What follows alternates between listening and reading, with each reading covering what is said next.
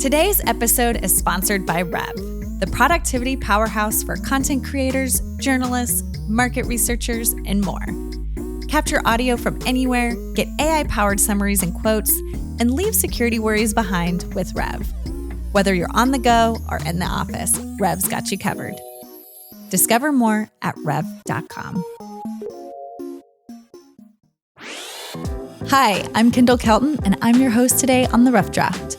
Featuring honest conversations with folks from across the creative industry, The Rough Draft explores the creative process, tools, and resources used by some of the best in the business.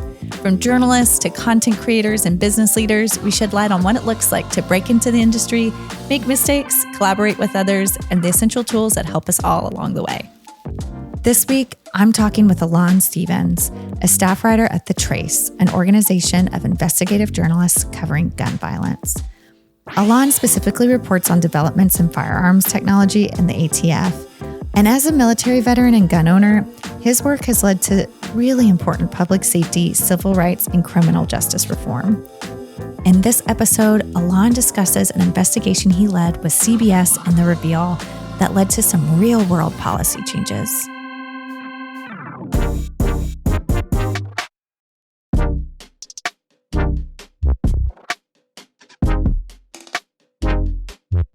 All right, let's dive into your collaboration with CBS and The Reveal on an investigation about police departments in the U.S. selling their old weapons, which would in turn end up being used in crimes.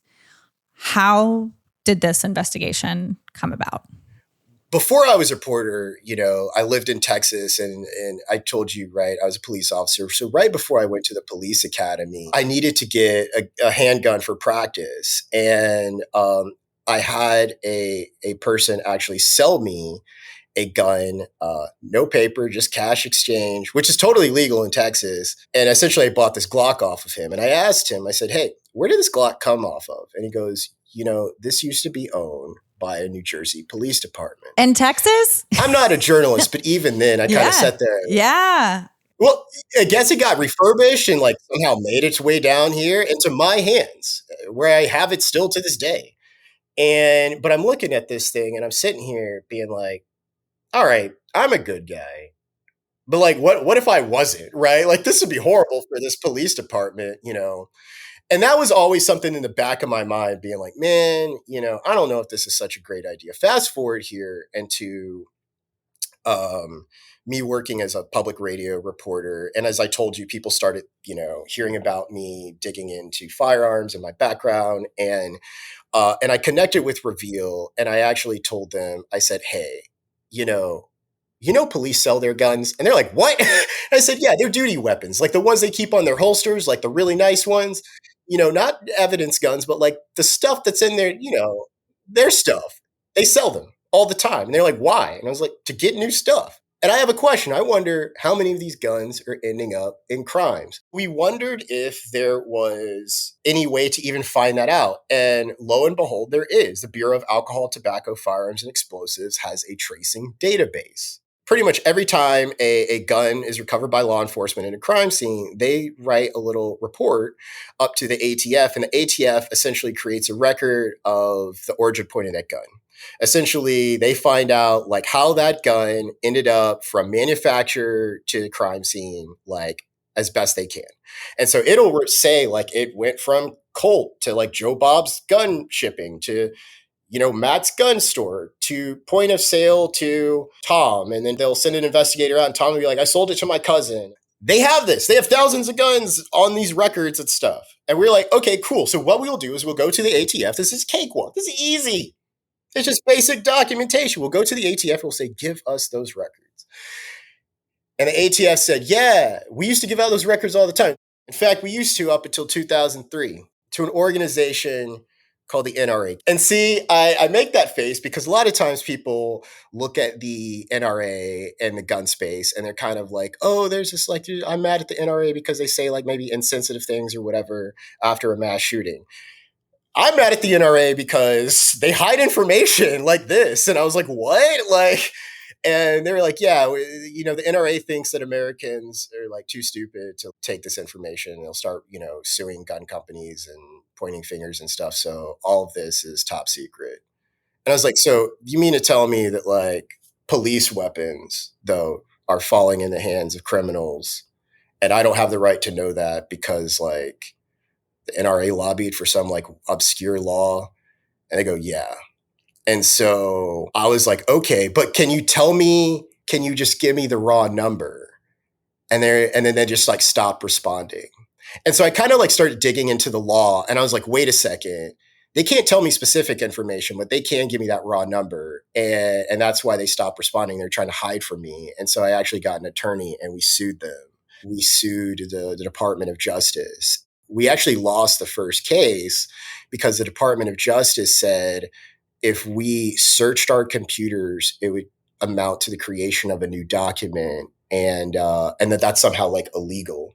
But that was bad. This is how crazy this stuff gets. But that was bad because that would then allow every other federal agency to point to the ATF precedent to be like, anytime anyone asks us to search our computer records, we could tell them no. We could point to Alain Stephens and a stupid ATF request. And so this caused Washington Post and Electronic Frontier Foundation and all these people to write amicus support, right?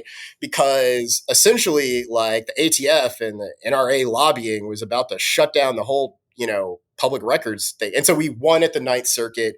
We found out that police guns were being found in crimes. And we found that 52,000 of them had been recovered in about a 10-year span. And that's what they were fighting so hard to hide. The fact that they had found thousands of former cop guns that we as citizens, taxpayers, have paid for, being used by, murderers, criminals, God knows who. And then how did CBS get involved? So I got this number, and, that took 5 years of litigation to get. And I'm watching a court case, and they finally kick out this number, 52,000 guns. And there's no specifics. We actually don't know who's actually been hurt by this. That's part of it. Like, everything else is redacted and obscured because of the NRA. So we just know there's a massive body of weapons that have hurt a ton of Americans. We just don't know where those Americans are at. And so I meet with a guy who works for CBS at a conference named Chris Hacker. And Chris Hacker is like this data reporter guy who wears glasses and looks exactly like you would expect the type of guy who would do this type of mission, who is like, I think I can help you find, some of those guns that have hurt, Americans, some of these former cop guns. And I go, how? And so we start talking, and we were like, listen, what if we do a massive public records request? And then we go through every single court record. We go to all of these police departments across America and get receipts of guns that they have sold, right? Those receipts will include serial numbers, make, model, and caliber. And then we will run those thousands of serial numbers against every single criminal court record in the United States. And the guy built a robot to do it. Oh my gosh. Well, and there's this amazing and very and we'll link to it in the show notes. In the article, there's actually an amazing graphic of where you can see everything in the US from this public records request. And so that took us another 2 years to build this robot, comb through all this stuff. And this took me, so this is like now a team that's ballooned to like 10 people or something. Wow. And finally it culminates in us finding some weapons that hurt Americans. And it was wild because we actually went to this mom who, her son was killed in Indiana, and the case is still open. And we told her that, we just want to let you know, what the detectives, what the ATF, what no one would tell you is that, the gun that was used to kill your son came from a police department way out in California. And this is something that a lot of other law enforcement entities didn't know about. This is a lot of, stuff that the public didn't know about. And so when we reported this, we've had 14, 15, 16, maybe even up to 20 stories replicating it locally. Everyone's sniffing out now, seeing if and that's another thing I like to do. I love to drop the data out to let people in their local communities see, right? Because I'm a national reporter, but there's something even more specific about taking it to the local reporters and saying, hey, check your guys too. Ask the same questions. And this has caused police departments to stop the practice. This has caused a couple of, I know for a fact, one particularly large state has contacted me on background and are getting rid of this practice. I think that as you said, like the real world impact of stories like this, of policy change. And I think the hope is like societal change, right? Like trying to help influence that when you can. Well, I say it like this because, as a journalist, we can't advocate for anything, right? I don't advocate for any sort of gun policy, but what I do advocate is for transparency. And what I tell people is that a lot of these police weapon sales happen in secret. They didn't happen with community consent, right? And so more so, I raised it as this question. Like, I'm not going to change your mind on what you think about whether it's moral for police to sell guns or not. The thing that I say is, it should be a decision, however, that is made by the community for the police, not by the police for the community. And even more so, the more scary thing that I kind of have told police departments is this: you guys are playing with fire, because it took me 7 years to track down this gun. Don't make it take another 7 before the next major American mass shooting is linked to your police department. And that's what I also kind of tell people for like all journalists out here. There's something to be said just about like our existence, right? I've had tons of people who have worked in capitals and stuff like that, and say that like just you snooping around, even if it didn't materialize in a story, has scared us into being right, to doing right.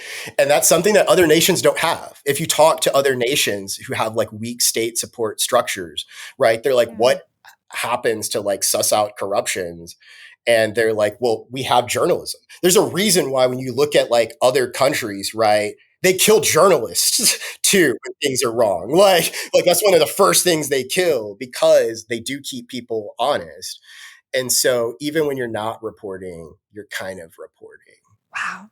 That was a beautiful articulation of why what you and others do are so important. So I want to thank you for that, and also for joining us today. Alain, can you please tell our listeners where they can find you, follow your work? Excellent. Yeah, you could find my reporting at thetrace.org.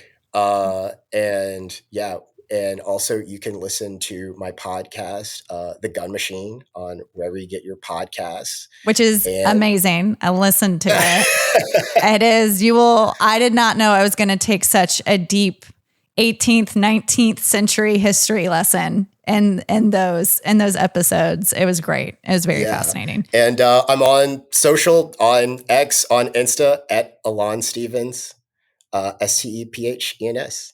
We will link to some of the stories that we mentioned, also the podcast, The Gun Machine, and then link to where people can connect with you. So thank you again for joining us. It's been awesome. Thank you. Well, that's it for today's episode of The Rough Draft. Be sure to rate and subscribe in order to stay up to date with the latest episodes, and visit rev.com/podcasts for even more content.